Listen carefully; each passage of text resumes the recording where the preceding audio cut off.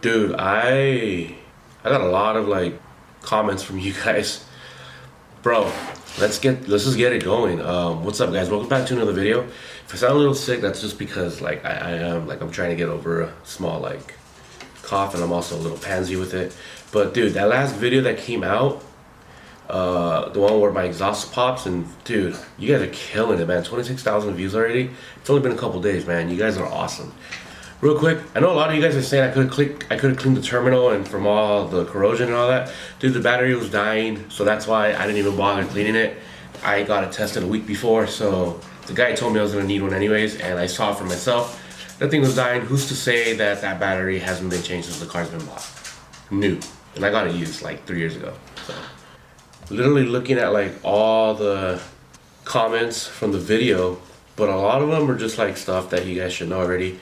If you guys need to know my mod list and wheel specs or anything that's been done to the car, look at my description, everything's right there.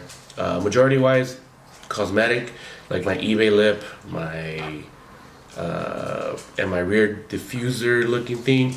The rear one was custom made from this guy from Facebook, so that's why you guys are not gonna find it anywhere. I just got lucky and I ended up buying it. I am down, but when is our collab? Bro, whenever we have a chance. I wasn't in an Empire last time getting my tuned, and unfortunately you had to work. So our schedules are kind of messed up right there. So whenever our schedules actually meet and we can actually hang out, you know I'm gonna be down for that. Next one is a turbo Honda Fit Sport or supercharged Honda CRV, both manual.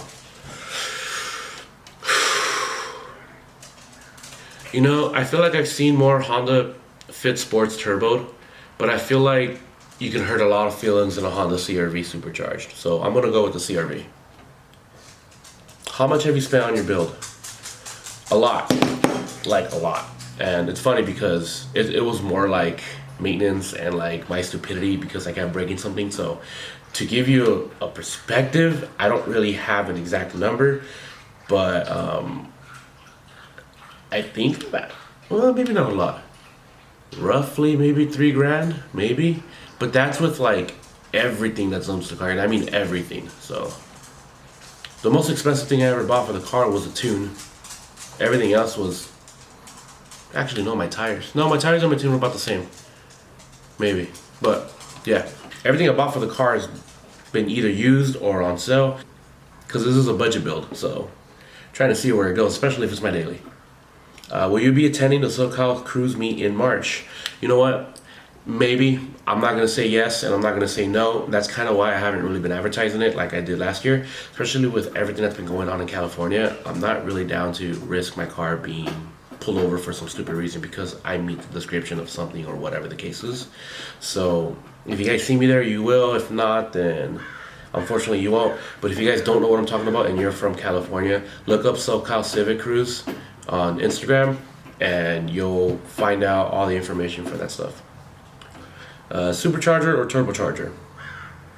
Honestly, if I would daily the car, supercharger, but if I'm gonna track it and go for high numbers, turbocharger. Are white wheels worth it? Yes, but keep in mind brake dust is gonna be a huge factor because brake dust on white wheels is really hard to keep clean. When I first got my wheels, I was cleaning them everywhere I drove, and it got to the point where I just got over it. And now brake dust is just like permanently in the wheel well, where I would have to actually take the time to take them off and detail them and see if I can get some degreaser or whatever the case is. So are white wheels worth it? Yes, but only if you have the time and patience to understand that they're white and they're gonna get dirty quick. What are your plans for this car in the near future? In the near future, which is like a couple months, I guess, probably nothing much. Maybe just save up for some new wheels. I can't really work on the car if it's my only car, so you know, I've actually been looking around to get like a little daily, especially because I might be driving to LA and back every day. I'm in the process of possibly getting a new job, so we're just gonna play it by ear. Right now I drive 50 miles daily, 25 there, 25 back, but now I'm going to be driving 50 miles daily, 50 there and 50 back. So I'm looking into getting like a Honda with a D series, maybe an 02 Civic Coupe. A sedan would be cool as well, but just as a daily, just because the D series engines get amazing gas mileage. So just to get me by in the meantime, because I really don't want to rack up that much miles on my car. Yes, I know it's a Honda, they'll last, but you'd be surprised how much gas you use in the K series versus a D series. Should I get wheels first or lower the car first? I recommend lowering the car first before you're getting wheels, mainly because if you get wheels first and then you lower it, and let's say you go with springs, you might not be able to, let's say you might have gotten too big of a tire, too big of a wheel, or overall just got the wrong specs. But if you lower it first, wherever you're getting it lowered, or unless you're doing it yourself, when you look at your tires, they'll pretty much be able to give you a good rough estimate on what to get. Would you ever get a Honda Fit 2008 or any year? Maybe. I know my grandma actually has one, and I'm not even joking with you. My grandma actually does have a Honda Fit. She has a blue one. She just got repainted because the paint was bad on those cars. So would I ever drive one? Probably, but I would probably never get one. Would you ever pneumatic coat your car? Ceramic. Oh my god, I'm so dumb. Would you ever ceramic coat your car? Maybe after I get a paint job, just so I can protect everything on it, but as of right now, I wouldn't do anything to it. It's not worth saving. Have you ever changed your bushings yet? Yes, Royce. That was the first thing I ever did to my car. I got cable and base bushings. I actually have a new PRL clutch line, so it helps with the shifts. Why haven't you tinted those tail lights yet? I'm not a big fan of tinted tail lights, especially on the 8th gen. I don't know. I hate that there isn't really good aftermarket support for the coupes, but I will probably never tint my taillights. I don't want to give the cops another reason to pull me over. Serious question, where did you buy the HFP side skirt? Been looking all over and can't find any. Guys, I bought the car used, it came with it. I don't know if it's real, I don't know if it's eBay, but it looks good to me. I do need to buy new ones because my dumbass did hit a pole like a year or two ago, and my passenger side of the car and the rear passenger side, it's bent in a little bit. I could probably bent it out if I do it the right way, but I might have to look into getting some new side skirts. That way it can look presentable. You can't tell on camera, but in person you can tell. Been here since the beginning when I had my 9th gen. Congrats. Still slow though. I'm still slow too, dude. Don't worry. What is your honest opinion about the new 10th gen SI, and would you ever get one? Honestly, the 10th gen SI really grew on me, not because of the aftermarket support, but okay, yeah, because of the aftermarket support. Because the aftermarket support for the 10th gen SI grew so much from the CVT transmission to the 6-speed manual SI and to the Type R. I think the SI might have more modifications than the Type R. I could be wrong, correct me, but would I ever get one? Yeah, I probably would. If anything, if I can't find a proper D-Series engine, like with good mileage, I was even considering picking one up as well as a daily. But the thing is, like, I don't want to start a whole new payment plan again. Like, I'm literally almost done paying this one, and I have so much in store for it. So, would I ever get one? Possibly. I just don't know when, but it would definitely be an SI. I would love to get the Type R, but the Type R is just way overpriced. And plus the SI just gets better gas mileage. Coupe or sedan, I really like the coupe better than the sedan. I don't know why. It just, well, actually I do. To me, it just looks more sportier and more, it just looks more aggressive. But the sedan is starting to grow on me as well. When it's lowered well, and has like a cool lip kit. So I don't know. If it happens, it happens. If it doesn't, it doesn't. But I am planning on sticking to Hondas, not forever, but because I really do like that brand. If you get new wheels, what color would you be thinking? I'm not gonna go with white wheels again. I'm actually gonna be going with like machine gun or silver or gray. What, you know, guys know what color I'm talking about. I really do want to get some RPF ones because they're pretty affordable. But then I'm also looking at some Conics.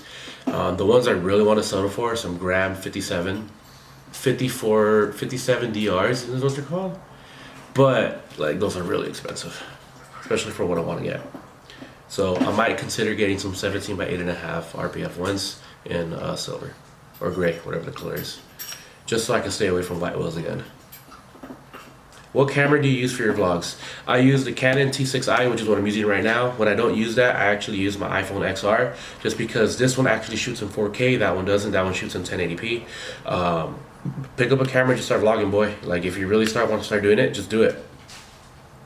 If you guys look at my first video, compared to my latest videos, they're completely different. I'm a completely different person, and my camera setup hasn't really changed. I only use this to vlog every now and then, but I've mainly been using my phone because I carry it with me everywhere. And the battery's pretty good and the quality's good as well. Is your boy still parting out his 8th gen? Probably not. I don't know yet. He's probably gonna drop a K24 in it instead. Dream car, love the Avid's SI gang. Dude, my dream car, and every car guy can stand by it. Everybody's dream car is a GTR, dude. I want an R35. I want one, but I don't want to own it forever. I want to have one just so I can say I had one. But my main car right now is an Acura NSX. I still can't decide with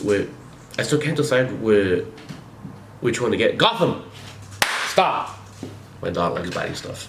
I still can't decide if I want to get like the 90s or like the early 2000s with the pop-up headlights or the regular headlights. I know the differences between them and like a bunch of other little things and like facelifts and everything. But I really want to get an NSX, but those are really out of my price ranges. Plus, by the time I can afford one, they're probably really expensive. So I don't know. My dream car is definitely a JDM car. It's either between an NSX, R33. I'm more of an R33 fan than an R32 and an R34. But if I wanted to daily one for a bit, probably an R35 just to say that I had it, you know. I know every YouTuber and every like car guys, that's the car that they want to get, and that's the car they end up getting for a bit or forever. But honestly, dude, you can't go wrong with an R35. That's one of my favorite cars that have ever been built. I hate that it's not a 6-speed manual, but it's something I wouldn't be keeping forever. It's something I just want to experience for myself and see how it is to own one. So best snow tires for 8th gens? Bro, I don't know, man. I don't know anything about snow tires. I live in California, and if you had the chance to trade your 8th gen for a 9th gen, would you? Probably not. And if I do, it'd get the sedan. I'm not a big fan of the coupes. Sorry, Dynamo.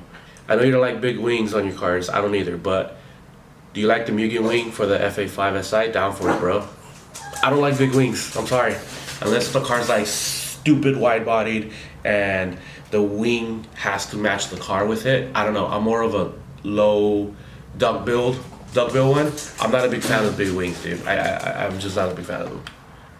I know they have purposes for the wings, but I'm just not a big fan of them, man. I would probably get a duckbill before anything else. Can you show and tell all your gear that you use for filming and editing? I use iMovie Maker on my MacBook Pro, and I use my iPhone and my Canon T6i to do videos. Pretty simple. What made you want to pursue YouTube and the whole car video vlog type thing? Honestly, a lot of things that I see that could happen that I could be doing. Like right now, I work in the food and beverage industry. I work at a hotel for banquets. I run banquets. I'm the guy that tells people what to do during events.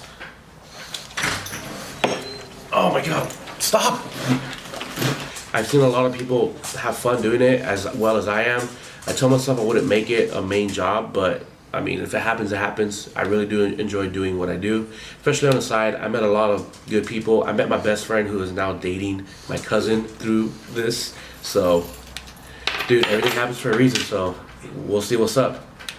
What happened to the jet tags you were repping? Nothing, man. There you are. They're right here. They're right here, man.